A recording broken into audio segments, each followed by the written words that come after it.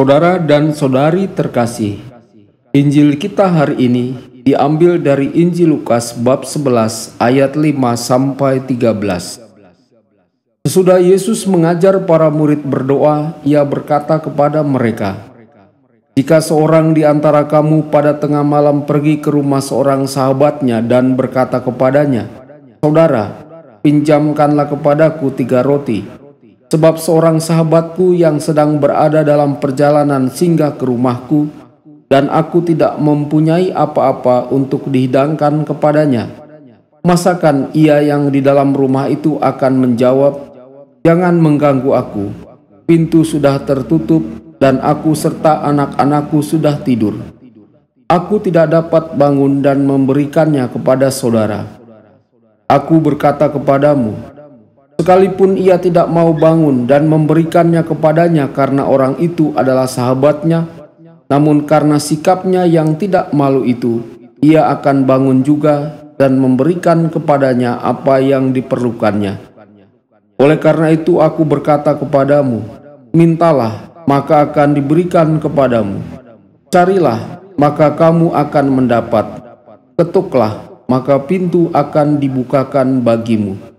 Karena setiap orang yang meminta, menerima, dan setiap orang yang mencari, mendapat, dan setiap orang yang mengetuk, baginya pintu dibukakan. Bapa manakah di antara kamu jika anaknya minta ikan daripadanya, akan memberikan ular kepada anaknya itu ganti ikan? Atau jika ia minta telur, akan memberikan kepadanya kalajengking? Jadi jika kamu yang jahat tahu memberi pemberian yang baik kepada anak-anakmu, apalagi Bapamu yang di surga, ia akan memberikan Roh Kudus kepada mereka yang meminta kepadanya. Berbahagialah orang yang mendengarkan sabda Tuhan dan tekun melaksanakannya. Sabdamu adalah jalan, kebenaran dan hidup kami."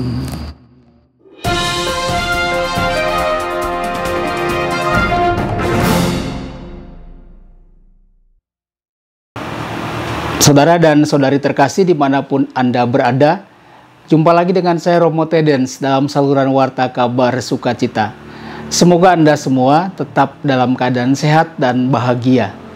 Saudara dan saudari, Injil kita hari ini diambil dari Injil Lukas bab 11 ayat 5 sampai 13. Injil hari ini masih berbicara tentang doa yang telah dimulai dengan ajaran doa Bapa kami.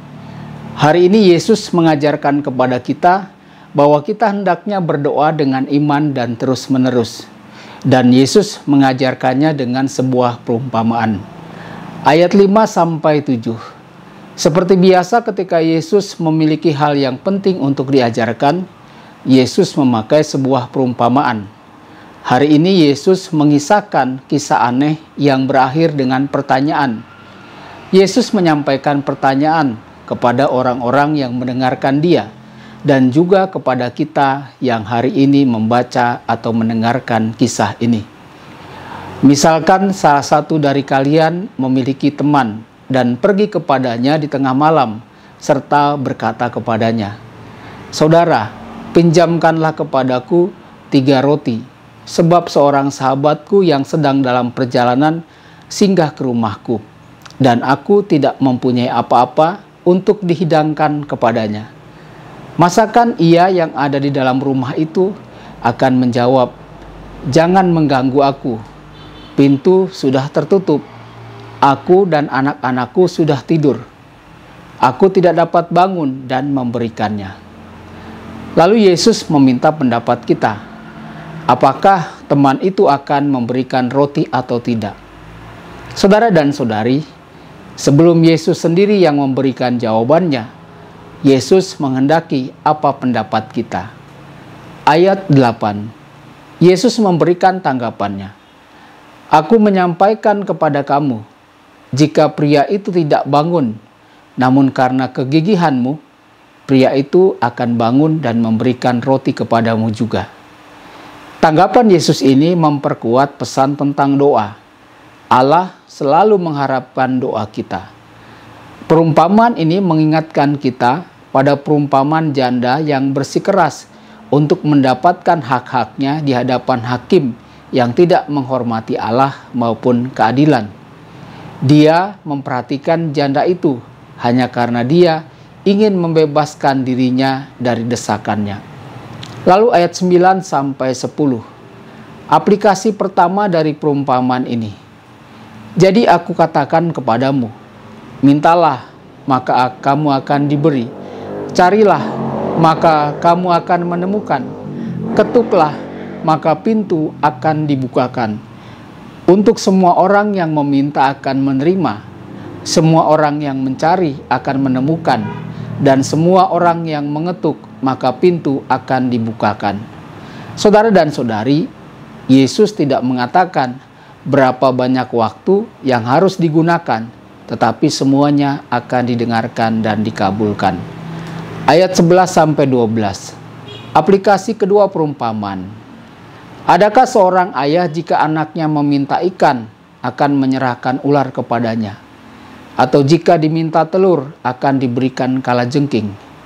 Saudara dan saudari, melalui dialog, Yesus melibatkan orang-orang dalam perumpamaan. Ayat 13. Pesan bagi kita adalah menerima karunia Roh Kudus. Jika kamu yang jahat tahu memberi pemberian yang baik kepada anak-anakmu, apalagi Bapamu yang di surga, Ia akan memberikan Roh Kudus kepada mereka yang meminta kepadanya. Karunia terbesar yang Allah berikan bagi kita adalah karunia Roh Kudus.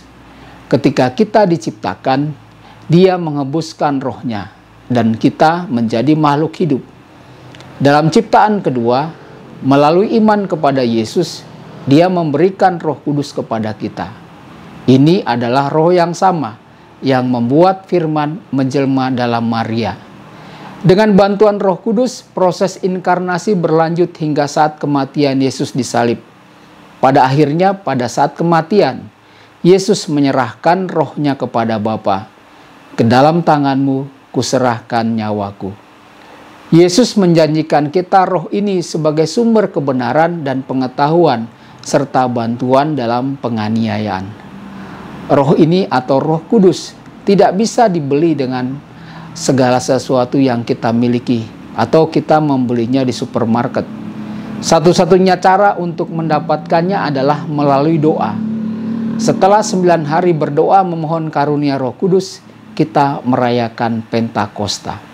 Saudara dan saudari, pertanyaan refleksi bagi kita. Ketika kita berdoa, apakah kita percaya dan yakin akan memperoleh apa yang kita doakan? Tuhan memberkati Anda semua. Sabda Allah adalah kebenaran. Sabda Allah adalah kehidupan. Mari kita mencintainya, mari kita menghayatinya. Ya Tuhan yang ku muliakan, sabda